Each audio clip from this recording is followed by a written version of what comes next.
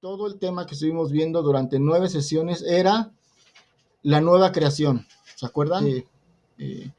Ahora el que está en Cristo, nueva creación es, las cosas viejas pasaron y aquí todas son hechas nuevas.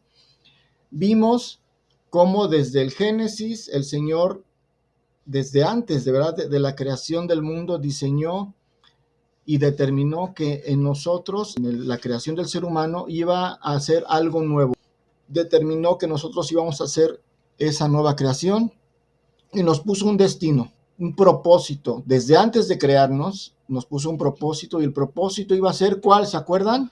Pero no iba a estar solo, ¿sí? Iba a estar acompañado de esta nueva creación en una unidad, siendo uno solo, un solo cuerpo. Así como el Padre y el Hijo son uno, así nosotros, como su nueva creación, y el Hijo somos uno. ¿Se acuerdan que estuvimos viendo esa parte? Vimos el ejemplo del bebé, ¿se acuerdan? Un bebé que está temporalmente preparándose en el vientre, pero esa no es su propósito. Esa es una preparación, ¿verdad? Para que después nazca y ya que nació, pues ya viva una vida conforme a su propósito. De la misma manera, esta vida en esta tierra, ¿verdad? Hablando de la vida del ser humano, tiene un inicio y tiene un final, ¿sí? Es temporal. Toda la creación material que vemos, todo el mundo terrenal, tiene fecha de vencimiento. No es para siempre. La gente no está hecha para vivir siempre en este mundo. Y este mundo va a tener que llegar a su culminación. Y el que no se prepare para nacer, ¿verdad? Dijimos, va a nacer muerto. Y como este mundo es temporal, todo lo que está en este mundo es temporal. Por lo tanto, no podemos establecer nuestras prioridades en base a lo que es este mundo temporal. Nosotros somos nuevas criaturas hechas para otra cosa completamente diferente, ¿verdad? Como el ejemplo del águila que también vimos hace 2 sesiones, ¿verdad? El águila que nació y se crió entre pollos, pero que no fue hecha para vivir como pollo, fue hecha para surcar las alturas. De la misma manera, nuestro sitio no está en esta tierra, nuestro sitio está en las alturas, en los lugares celestiales, donde el Señor ya nos tiene, o en su Hijo, ¿verdad? Ese es un resumen de lo que somos como nueva creación. Y el reto de asumir nuestra identidad, que es lo que nos decía nuestra hermana Celita, que es entender, somos nueva creación con un propósito más allá de lo que normalmente la gente que no tiene esperanza tiene, que es para ellos el vivir aquí, el ahora y obtener lo más que se pueda de este mundo temporal, para ellos lo es todo. Estábamos diciendo también que para poder nosotros entender nuestra verdadera naturaleza, lo que ahora somos en Cristo, nuestro propósito en Él de esta nueva creación, necesitamos partir de un cambio de nuestra mente, dejar de pensar como lo habíamos hecho o como lo hemos hecho, ¿sí? Durante muchos años y tal vez generaciones que nos han enseñado de una manera. Tenemos que hacer un cambio en nuestra mente para poder crecer en esas 5 cosas trascendentales. Nos va a permitir acercarnos a nuestro propósito, y nuestro propósito es Cristo Jesús, ¿verdad? Desarrollar en nosotros todo el carácter de Cristo, que Cristo siga creciendo en nosotros, que Cristo se siga formando en nosotros, porque somos una unidad con Él, una unidad indivisible, una unidad inseparable, una unidad que va a partir de que reconocemos y aceptamos a Cristo hasta la eternidad. Esa no es temporal, eso es eterno. El conocimiento de la verdad de Cristo, la identidad en Cristo, la fe en Cristo, la comunión con Cristo y la permanencia en Cristo. Esas 5 cosas son de las que tenemos que agarrarnos, ¿verdad? Todo el tiempo. Esas 5 cosas van a hacer que nuestra mente se transforme. Esas 5 cosas van a hacer que nuestra vida en el aquí y ahora se transforme. Y como decía Celita, ¿verdad? Esas 5 cosas ya traen incluido nuestro bienestar temporal aquí en esta vida, ¿verdad? El Señor sabe que lo necesitamos y cuando buscamos las cosas trascendentales, el Señor nos incluye también las cosas temporales. Es lo que estábamos viendo de Mateo, que nos decía nuestra hermana Celita, ¿verdad? Buscad primero el reino de Dios, que son todas las cosas trascendentales, y todo lo demás viene añadido, ¿verdad? Y viene en abundancia, no viene también, no viene limitado. También vimos esto, ¿verdad? El mismo Señor Jesús vino y mostró de una manera simbólica esta satisfacción de necesidades temporales, no como una prioridad, sino como una manera de dar a entender que Él viene a dar algo mucho mayor que lo físico, que lo temporal. La mujer samaritana, él le dijo, si supieras, ¿verdad?, quién te está pidiendo agua, tú le pedirías agua. La mujer veía la satisfacción de la necesidad temporal, física, ¿verdad?, de ya no tener que ir a caminar por el agua, pero el Señor Jesús le estaba diciendo, no estoy hablando de esta agua, porque esta agua vas a volver a tener sed, estoy hablando de algo mucho mayor, ¿sí? Cuando la gente fue alimentada por el Señor Jesús, ese milagro de multiplicación de panes, realmente su propósito no era darles de comer, su propósito era que a través de eso entendieran que Él era la fuente del alimento, Él era el pan de vida. Ustedes me buscan porque comen, pero trabajen, esfuércense por la comida que no perece, es decir, síganme por lo que va más allá del bienestar físico. Y bueno, podemos enumerar cada una de las cosas que el Señor hizo con carácter sobrenatural como milagros, y cada una de ellas satisfizo necesidades temporales, pero con la finalidad de apuntar al conocimiento de las cosas trascendentales. Porque esto es transformación de nuestra vida. Esto va como les decía yo, ¿verdad?, transformando nuestro ser, transformando nuestra mente y haciendo que cada día nos parezcamos más a Cristo. Que la parte práctica de ser esta nueva creación es que ahora ya podemos hacer cosas que antes no podíamos hacer y hemos sido habilitados para cosas de las que la gente, ¿verdad?, en el mundo no está habilitada, ¿verdad? ¿Y qué cosas nuevas tenemos como nueva creación que antes no teníamos como vieja creación? Lo vimos, ¿verdad?, en Efesios, ¿verdad? Ahora ya podemos controlar nuestro carácter, ya podemos controlar nuestra boca, ya podemos controlar nuestra forma de expresarnos con los demás. Si antes yo no podía perdonar, ahora ya tengo funciones nuevas, ¿verdad? Ahora ya lo puedo hacer. Si antes no podía dejar de mentir, ahora ya lo puedo hacer, porque ahora en mis capacidades como nueva creación, tengo cosas y tengo que aprender a utilizar y a desarrollar todas esas virtudes que ya las tengo, ya el Señor me ha dado la capacidad, pero necesito yo aprender a desarrollarlas, a entrenarme para ejercerlas. El que mentía ya no miente, el que robaba ya no robe, el que hablaba, cuando vamos a la iglesia, controlan su lenguaje, pero si los ven hablando en su trabajo, en su casa, en la calle, en cualquier otro lugar, diríamos, ay Dios, este es este hermano. Tal vez puedan decir, no, pues es que yo así soy, así siempre he sido y no puedo cambiar. Esa es una mentira que precisamente el enemigo quiere que creamos, ¿verdad? Porque ahora somos nueva creación. El viejo hombre ha quedado despojado, ¿verdad? Es decir, nos hemos despojado, nos hemos quitado una vestidura y ahora nosotros tenemos el control. La nueva creación, es decir, el nuevo yo, el yo nuevo en Cristo, tiene todo el control, tiene toda la facultad y tiene toda la autoridad para someter al viejo hombre y entonces hacer las cosas que antes no podíamos hacer. Hoy vamos a iniciar una temática, aunque es nueva, pues está relacionada, tiene que ver con lo que hemos estado aprendiendo. Continuando en ese entendimiento que somos nueva creación y que la nueva creación tiene una parte práctica de vivirse y de reflejarse, vamos a tener nuestro subtema, ¿verdad?, que tiene que ver con la obra del Espíritu Santo en nosotros. Y la obra del Espíritu Santo en nosotros, hermanos, es completamente súper importante, es trascendental, es básica, es algo.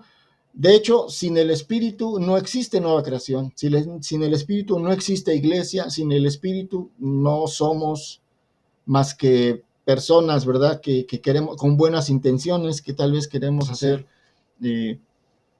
algo bonito como un tipo club social, ¿sí? Sin el Espíritu no hay ni siquiera vida, no hay vida, no hay nueva creación, no hay nada, ¿verdad? Porque el Espíritu es lo que el Señor dejó para continuar la obra que Él vino a hacer, ¿sí? Él se fue y dejó a su Espíritu para continuar. De alguna manera, Él es, ¿verdad?, continuando, viviendo a través de nosotros y continuando esa obra que estuvo haciendo hace más de 2000 años.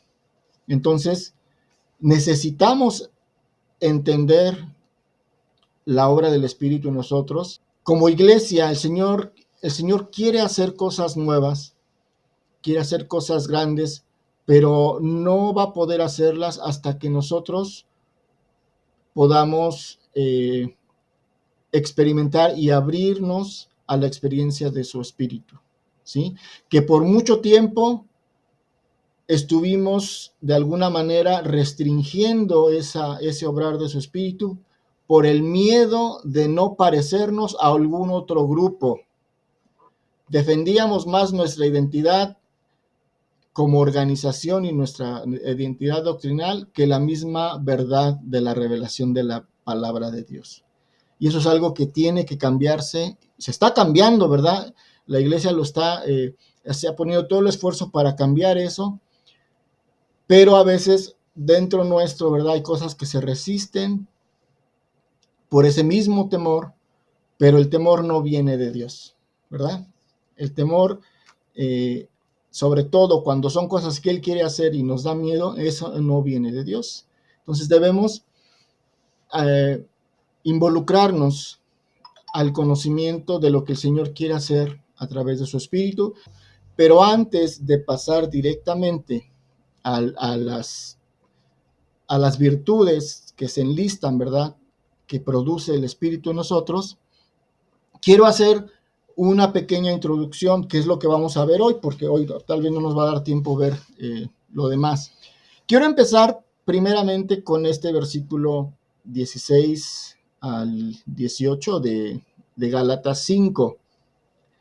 Digo pues, andad en el Espíritu y no satisfagáis los deseos de la carne, porque el deseo de la carne es contra el Espíritu y el deseo del Espíritu es contra la carne. Y estos se oponen entre sí para que no hagáis lo que quisiereis. Pero si sois guiados por el Espíritu, no estáis bajo la ley. Ya hemos estado viendo el diagramita que les vuelvo a repetir, ¿verdad? Este diagrama lo hemos visto en veces anteriores, tal vez repetidamente, pero como les digo, ¿verdad? Es importante que atendamos a lo que ya vimos porque lo vamos a volver a ocupar y en este momento nos vamos a remitir a ese diagrama que explicamos ya muchas veces y que ahorita lo vamos a tener porque es algo importante, lo vamos a tener que recordar otra vez. Vimos que la obra de Cristo Jesús hace una diferencia, marca un contraste completamente en la obra de Dios, en su plan de Dios, porque termina una etapa y comienza otra, y marca un contraste tremendamente entre la manera en la que Dios se relacionaba con el ser humano, la manera en que Dios se revelaba antes de la cruz. Dios se relacionaba principalmente con su pueblo, de una manera casi exclusiva. Después de la cruz, vimos también este tema, ¿verdad?, donde la gente que no era del pueblo de Israel es incluida y ahora hace de los dos pueblos, gentiles y judíos, hace un solo pueblo hermanados, unificados, reconciliados por la cruz, ¿sí? Entonces, de alguna manera, la cruz significa algo forzosamente un punto de quiebre, un parteaguas, algo que ya no, después de la cruz no podemos ver las cosas igual de como las veíamos antes de la cruz.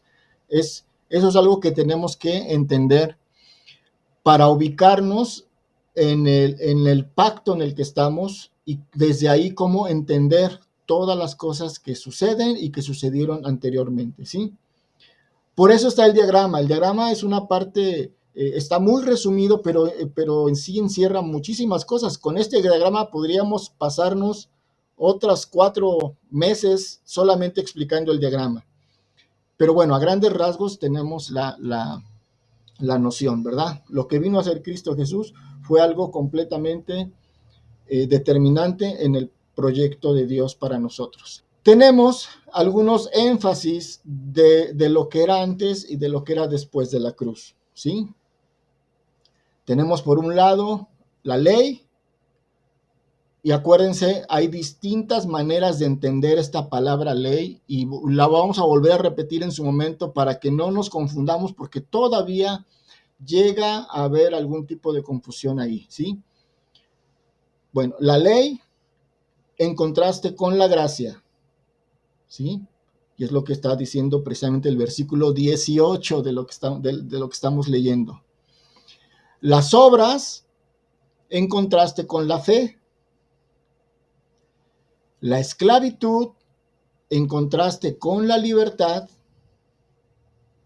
Y la carne en contraste con el espíritu. Hay una separación y hay una definición de cosas que ahora van a funcionar de una manera diferente. Por eso les decíamos, ¿verdad? La nueva creación no puede funcionar de la manera en que funcionaba la vieja creación, ¿sí? O la creación incompleta. El telefonito, ¿verdad? De disco o el cacahuatito, ¿verdad? Que pulsábamos, funcionaba de una cierta manera.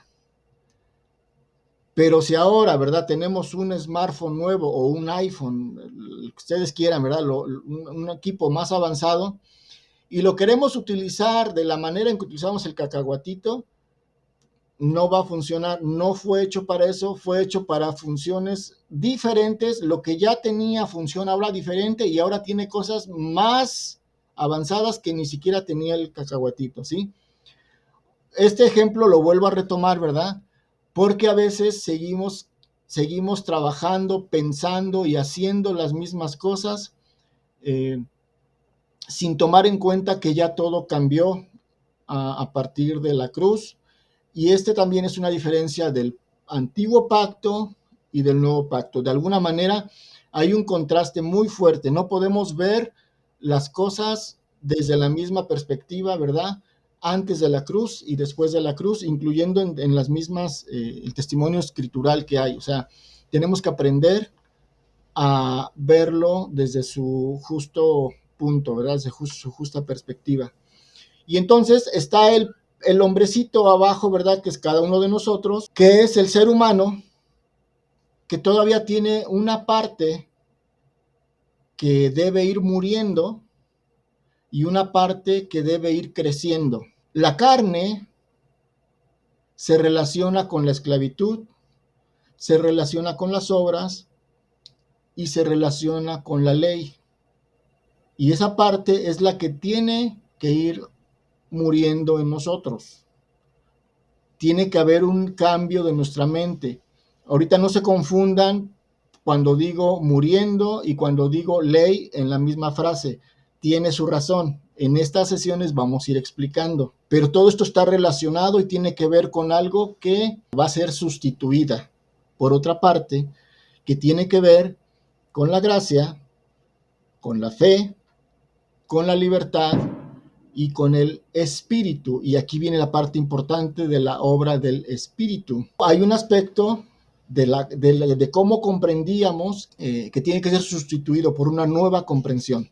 Por eso está dentro de las cosas que el espíritu va a ir desplazando. Así como el espíritu va desplazando a la carne, y la carne no se deja, ¿verdad? Dice aquí, el deseo de la carne es contra el espíritu y el deseo del espíritu es contra la carne, y hay una oposición tremenda. No estamos hablando solamente de hacer cosas malas y hacer cosas pecaminosas, ¿verdad? Cuando hablamos de carne, a veces pensamos el portarnos mal y hacer cosas malas.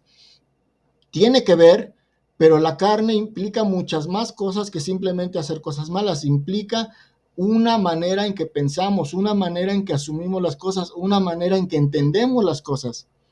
Podemos estar entendiendo la misma palabra de Dios en la carne y eso nos va a traer un entendimiento diferente y confuso de lo que Dios nos quiso dar a entender, ¿sí? La carne opera en todos los ámbitos de nuestra vida y quiere prevalecer a pesar de que ha sido condenada, ha sido crucificada, ha sido ya de alguna manera desechada. Nos hemos en nuestro día a día despojándonos de ese viejo hombre. Él no se va con facilidad, no va a dejar libre ese espacio, ¿verdad?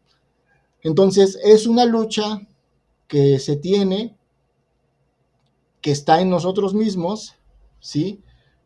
Digamos que el enemigo principal está dentro nuestro porque es nuestra carne.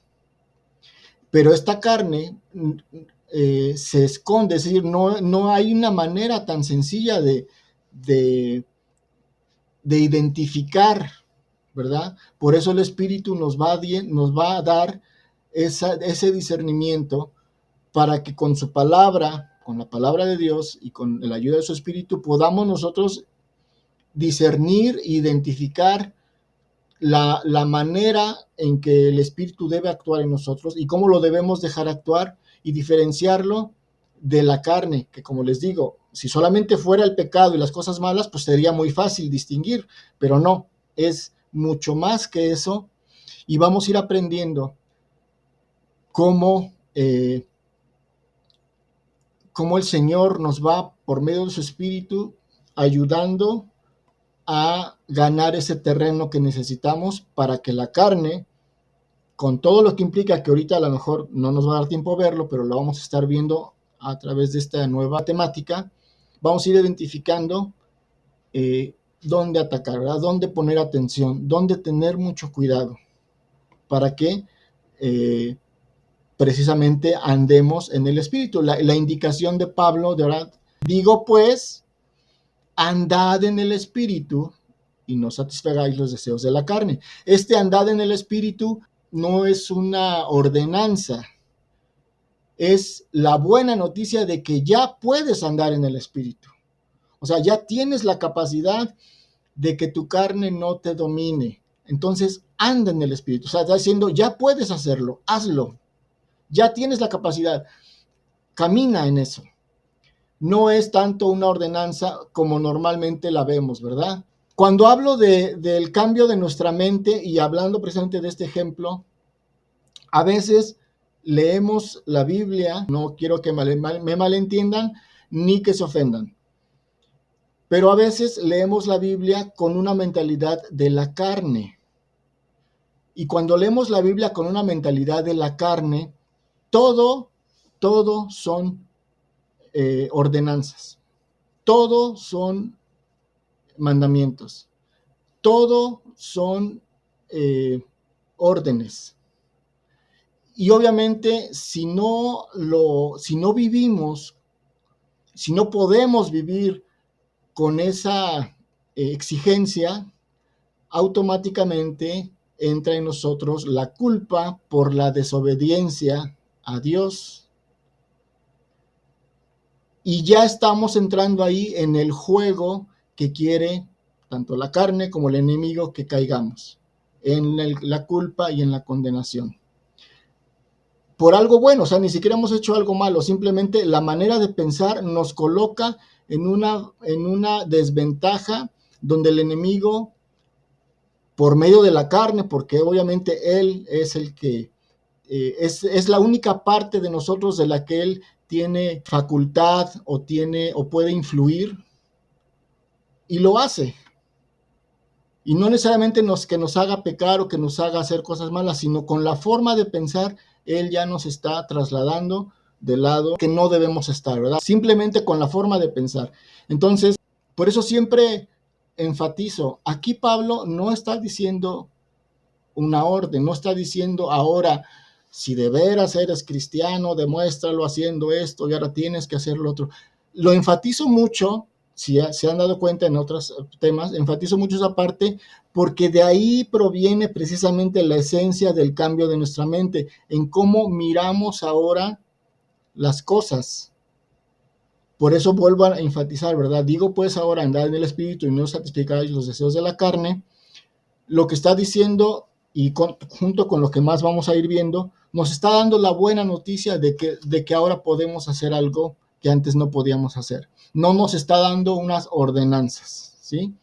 Tenemos que empezar a dejar de ver ordenanzas por todos lados porque ese es un pensamiento de la carne. Y acuérdense, cuando uno de los puntos que dijimos es que está relacionado la carne y la ley, no porque la ley sea mala, sino porque el pecado toma ocasión de la ley y nos hace a nosotros ir en contra de lo que quiere Dios. Entonces la ley tiene un papel fundamental por la manera en que nosotros pensamos, no porque la ley sea mala, y eso lo vamos a ir viendo conforme se desarrolle el tema, porque eso es bien importante y eso es determinante para poderle dejar el espacio a la obra del Espíritu.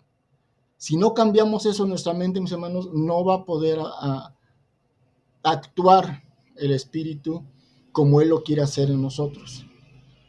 Solamente llegué hasta esta primera diapositiva, pero yo espero, mis hermanos, que les haya abierto interés para que las siguientes sesiones podamos ir adentrándonos en el quehacer del Espíritu y cómo obrar ese cambio en nosotros, o cómo el Espíritu va a obrar ese cambio en nosotros para que podamos entender y ver las cosas como el Señor las quiere que veamos. Son las 9. Les agradezco mucho su atención. Voy a dejar hasta aquí la presentación. Gracias, mis hermanos. Vamos a orar para despedirnos en esta bonita noche. Sí, hermano. Adelante, Oremos. hermano. Padre Santo que estás en el cielo, Padre Dios, te damos gracias por habernos permitido estar aquí todos reunidos, Padre mío, escuchando tu palabra, y danos esa inteligencia, Padre, para que nosotros podamos discernir bien todo lo que el hermano nos explica, Padre Dios.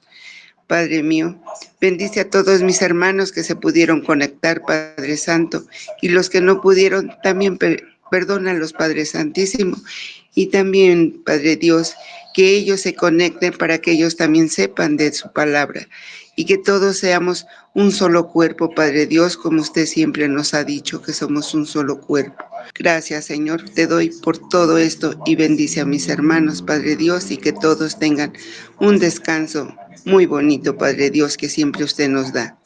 Gracias, Padre Santo, le doy las gracias en el bendito nombre de nuestro Señor Jesucristo. Amén.